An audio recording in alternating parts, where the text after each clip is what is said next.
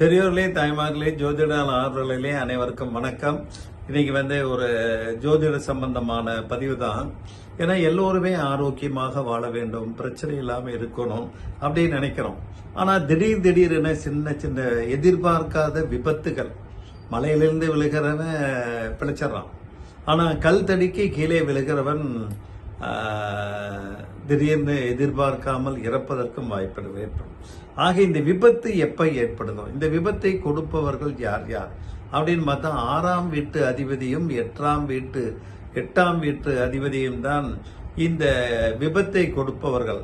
அதனாலதான் நவக்கிரகங்கள்ல விபத்தை கொடுப்பவர்கள் யாருன்னு பார்த்தா செவ்வாய், சனி, கேது, ராகு. 6ஆம் வீட்டு அதிபதியோடோ அல்லது 8ஆம் வீட்டு அதிபதியோடோ இல்ல இந்த 6ஆம் வீட்டுல இந்த 4 கிரகங்கள் செவ்வாய், சனி, கேது, ராகு நடக்கும்போது இந்த எதிர்பாராத விபத்துகள் ஏற்படும். காலபுருஷனுடைய 8ஆம் வீடு பாத்தீங்கன்னா விருச்சிகம், அதன் அதிபதி செவ்வாய். அதனாலதான் 6ஆம் வீட்டோடு தொடர்பு பெற்ற கிரகங்களை விட 8ஆம் வீட்டோடு தொடர்பு கொண்ட கிரகங்கள் கொடுக்கும் விபத்துகளினுடைய பாதிப்புகள் அதிகமாக இருக்கும்.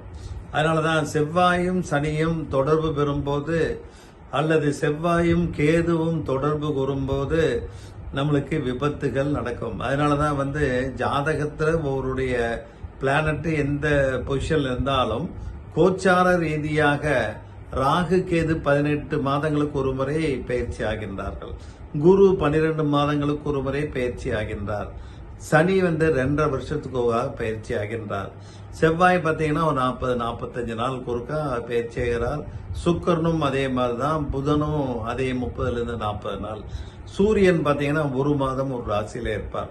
ஆக இந்த கோச்சார ரீதியான அசுப கிரகங்களான ராகுவோ, கேதுவோ, சனியோ, செவ்வாயோ இந்த 6ஆம் வீட்டு அதிபதி அல்லது 8ஆம் வீட்டு அதிபதியோடு சேர்ந்திருக்கும் போது, இல்ல அந்த 6ஆம் வீட்டிலோ 8ஆம் வீட்டிலோ இருக்கும் போது, அல்லது அந்த வீட்டை பார்க்கும் போது அந்த டிகிரி 3 டிகிரிக்குள்ள அந்த 6-8 வீட்டு அதிபதியினுடைய பாகைகள் இந்த கோச்சார ரீதியான அசுபகரங்கள் பார்வை சேரும் போது நம்மளுக்கு எதிர்பாராத விபத்துகள் ஏற்படுகின்றன.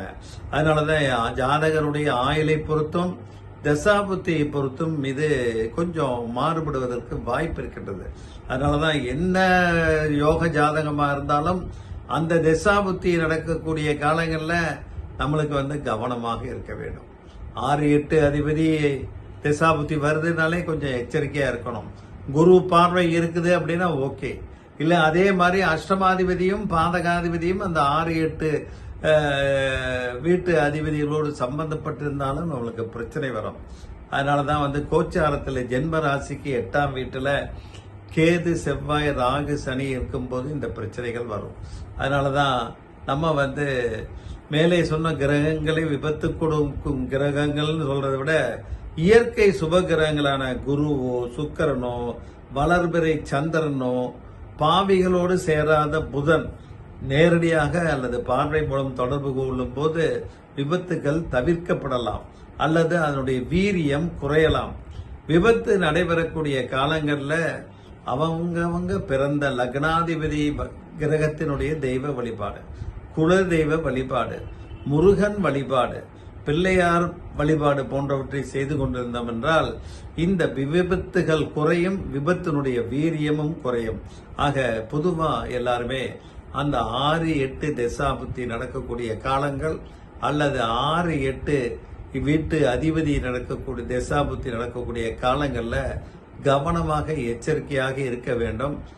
அன்டைம்லி டிராவல், லாங் டிஸ்டன்ஸ் தனியா போவது, அதே மாதிரி வேகமாக போவது இதெல்லாம் தவிர்க்கப்பட வேண்டும். வீட்டிலேயே கூட நடந்துட்டு இருந்தீங்கன்னா படியில தடுக்கிட்டு விழுகலாம், இல்ல பாத்ரூம்ல ஸ்லிப்பாய் விழுகலாம். அந்த 6ஆம் அதிபதி 8ஆம் அதிபதி உண்டான தெய்வ வழிபாடும் செய்து கொண்டிருந்தோம் என்றால் நன்றாக இருக்கும். ஒருவருக்கு அஷ்டவர்க்கத்துல 6ஆம் இடத்துல அஷ்டவர்க்க பரல் அதிகமா இருக்குது, 8ஆம் இடத்து அஷ்டவர்க்க பரல் அதிகமா இருக்குதுனாலும் விபத்துக்கு உண்டான வாய்ப்புகள் அதிகமாக காட்டும். அதனாலதான் நம்ம அந்த குரு பார்வை அந்த 6-8 அதிபதியிலையோ இல்ல சுபர் பார்வையோ இருந்தால் இந்த நெடுக்கரடியிலிருந்து நீக்கலாம். பொதுவா செவ்வாய்னா முருகன் வழிபாடு, ராகுனா துர்க்கை வழிபாடு, கேதுனா விநாயகர் வழிபாடு. ஆக இதை நம்ம தொடர்ந்து குலதெய்வம் வழிபாடு எல்லாத்துக்கும். யார் என்ன வந்தாலும் யமனே நம்ம உயிரை பறிக்கக்கூடிய நேரம் வந்தாலும் யம தர்மராஜா நேரா குலதெய்வத்திட்ட போய் அவர்கிட்ட ஒரு கன்கரன்ஸ் வாங்கிட்டு தான் நம்ம உயிர் எடுப்பதாக ஐதீகங்கள் புராணங்கள் கூறுகின்றன. அதனாலதான் நீங்கெல்லாம் குடும்பம் எல்லாம் அப்படி சப்டிவிஷன் ஆகி ஒவ்வொருவரும் ஒவ்வொரு நாட்டிலும் இருக்கக்கூடிய சூழ்நிலை. அதனால வருடம் ஒரு முறையாவது அந்த குலதெய்வம் கோயில போய் வழிபாடு செய்வதால் இந்த பிரச்சனைகளிலிருந்து விடுதலை பெறலாம் என்று கூறி நிறைவு செய்கின்றேன். நன்றி, வணக்கம்.